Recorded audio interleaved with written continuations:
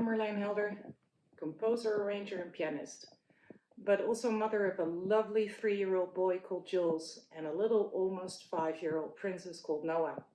I started composing when I was not much older than my daughter. I was 6. No one could read what I wrote because I couldn't read or write notes yet. But that didn't stop me. So here we are.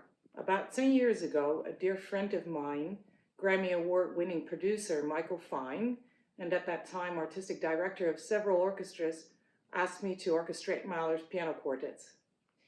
After that Mahler, I kept on accepting the incoming requests for orchestrations and rescores of orchestral works. When I was asked to rescore the Stravinsky, I felt both really excited and also a little apprehensive. Stravinsky is not the easiest composer to work with or understand, especially the Rite of Spring. It's a massive score. There's a dazzling amount of instruments and the complexity nearly feels overwhelming. As an arranger, I choose to create an arrangement that sounds as close as possible to the original, which is not the easy choice. You can also choose to make a reimagination of a piece, which gives you more freedom as an arranger to work with the new setting. I knew I had to be extremely organized and chronologic in my process in order to not miss out on the many details in the score, but at the same time keep in mind that Stravinsky's score is a totality in which there are many moments that refer to earlier moments with slight changes that matter and that should matter in an arrangement as well. By downsizing the orchestra 3 times, it would be simple to miss out on the small color differences, and I knew that would be a mistake. I identified all similar and related parts and checked for specific differences to make sure those color changes would not get lost in the arrangement.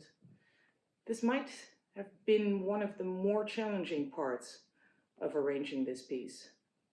Though another thing that is worth mentioning is definitely the complex rhythms and how those shift every time. It was important to make sure all the shifts are still clear to the audience in a smaller setting.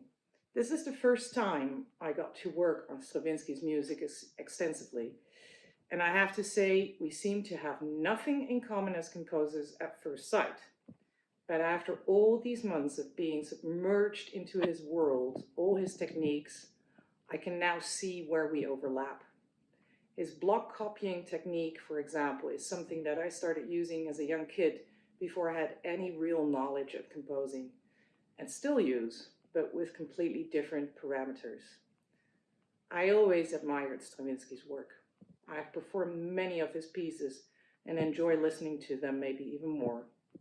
Even though it takes an enormous amount of concentration, energy, and oftentimes also reflection on myself and my beliefs in life and beyond, it touches me deeply.